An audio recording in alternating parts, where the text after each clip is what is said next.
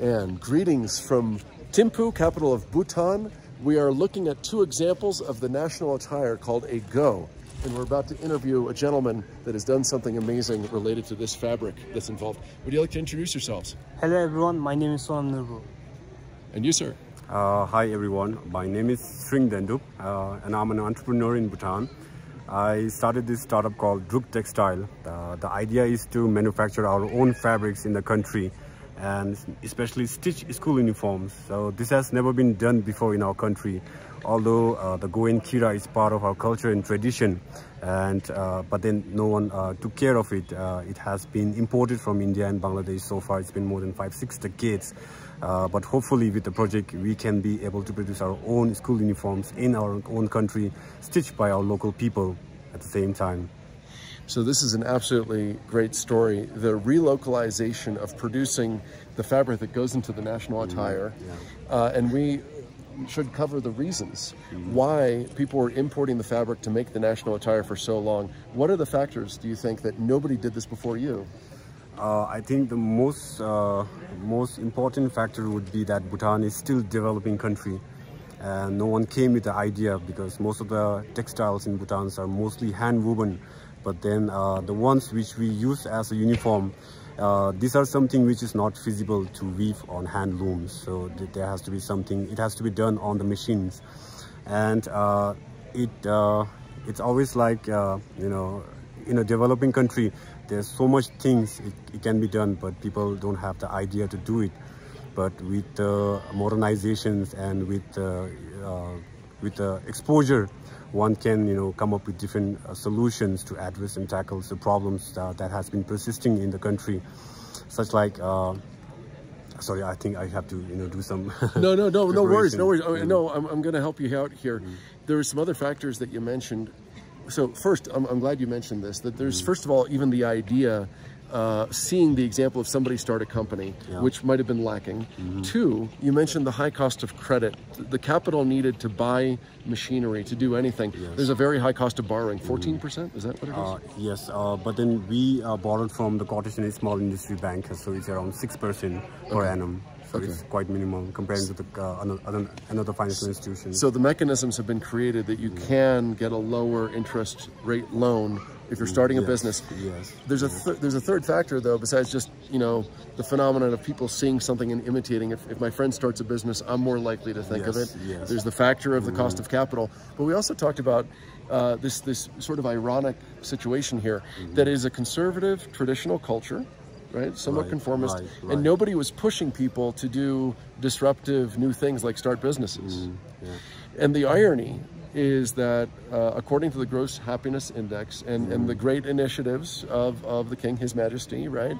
The Gross Happiness Index, like the benchmark for success of the country, part of it is cultural preservation. Yes, absolutely. Yes, part of preserving our own culture and tradition. And the fact that our school uniforms are in our national attire, and the fact that it has been, you know, stitched by another countryman. So it's quite a shame, you know. I'm sorry to say this, but I think it's quite a shame to our country that our own national dress has been made by another country for so many decades. But I think it's high time we should come up with the project and be able to make our country self-reliant for our essential commodities, including the textiles for uniforms. So it's great that you did it. You know, rather than focusing on the shame, like, oh, that's a shame it wasn't done for a long time. I'm super impressed and proud of you that you took that step. I wanted to ask you, because first of all, let's cover this. The times are clearly changing. The government policy, Druk Holdings is pushing for more, to support more young businesses. I got to turn the camera quickly this way. This is the third super fab lab in the world. And it's located here in Thimphu in Bhutan. There is the Fab 23 conference, the global convention of Fab Lab people that are meeting here to celebrate and share stories and share ideas of what works. So clearly the times are changing. Yes, the times are definitely changing, especially for entrepreneurship. Decades ago, there weren't many entrepreneurs in the country, and you know, most of the essential commodities are still imported from India and the neighboring countries. We could have done that decades ago, but due to low development activities, Bhutan still stood behind all of these major development activities. So there's something else that I wanted to mention about the right. There's even a vision. Hopefully for this channel, I'll post some video interviews. The new CEO of Druk Holdings, his vision is to make this actually a global tech innovation hub. You've heard about this? Yes. And what do you think? Some people hear that and they're like, "Wow, how is that going to happen?" Do you have any thoughts? Do you see it beginning to happen? Besides the Super Fab Lab, this convention. Anything else that you want to share, or is it too early to tell? Yeah, I think it's a great initiative that DHI has done so far. Yeah. You know, people with ideas, they can come here and they can create their own prototype, and they can, you know, start developing ideas if they have one, and come to the Druk Fab Lab, and they can create their own prototype and see if this thing can be produced in the country. So I think it's a great initiative for those, you know, risk takers and those, you know, innovators. It's a great platform for those innovators and, you know, risk takers and entrepreneurs. With just a few more minutes here before the video gets too long for the algorithms, let's cover your story. You knew you wanted to start a business because you got a BBA. Yes. And then you shared that for 3 years. Explain to me why you didn't immediately go into making this textile. You spent 3 years working as a tourist guide. Yes. What finally, you know, what was not there for 3 years? What finally was there that pushed you to actually do it, or triggered it? Yeah, so what changed? Like Adam was saying, I was a tour guide, although I did a business degree, but then I became a tour guide, and I served tourism sector for around 3 years. I always wanted to do a business, but then I didn't get the idea to start what should I work on. So until then, you know, I met, you know, as a tour guide, I've met travelers all across the globe, and I've got exposures. You know, when you work with outsider, it's like you get to learn so many things that are lacking in your country and that could be done in your country. So one fine day, we had this conversation on gross national happiness. So one of my guests asked, what are we doing to preserve our culture and tradition when our own national attire is being made by another country? So it was a turning point for me because it was quite shocking. You know, even I didn't know the fact that, you know, the school uniforms, our own national attire, are being made in the neighboring countries. So it's quite shameful to say, but it's a fact. So the triggering event was a conversation with a foreigner who asked you, "How is this happening? Why is this happening?" Okay. Yeah, why is this happening? So when they saw a bunch of students, they were intrigued by seeing the colorful uniforms, and they immediately started asking where it is being made. So without hesitating, I replied that these are made in India. So they were shocked, and they, you know, started questioning our policy called the preservation and promotion of culture.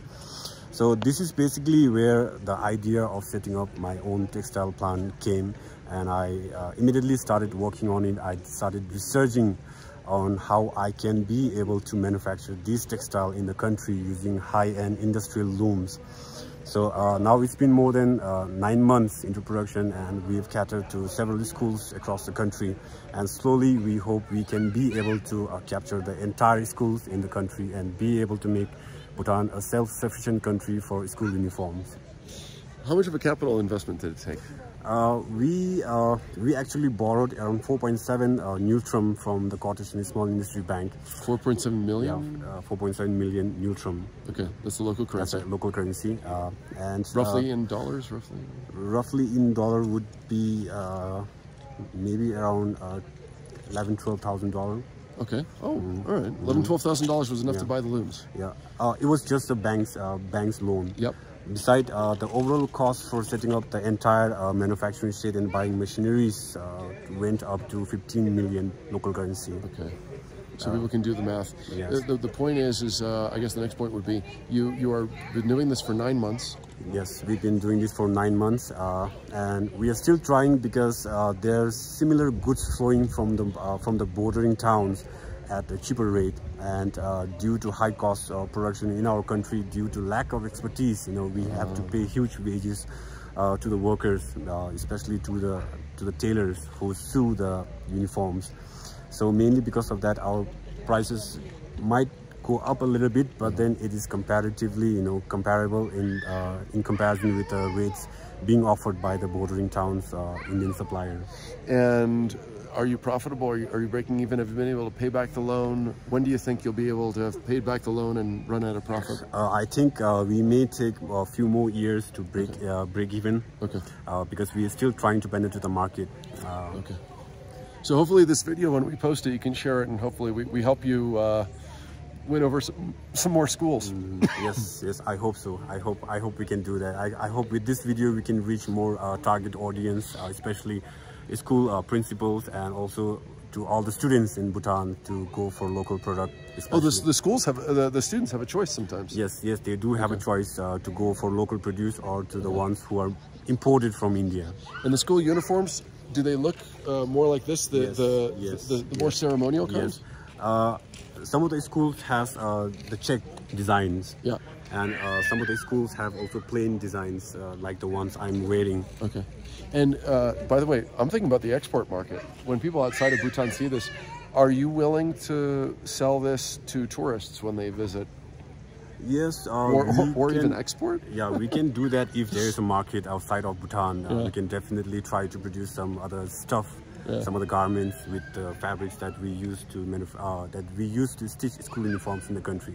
So definitely yes. If there's a market, then we may explore the international market as well. Okay, you heard it here first. If you want to buy Bhutan-made gos, this might be the first man to. Is that an exaggeration? You really think there's nobody like the ones that people can buy downtown? These are mostly the hand movements, and they're pretty expensive. Okay. Pretty expensive, and these are not used for uniforms. Okay. So the hand-woven textile are used only occasionally, not daily usage garment.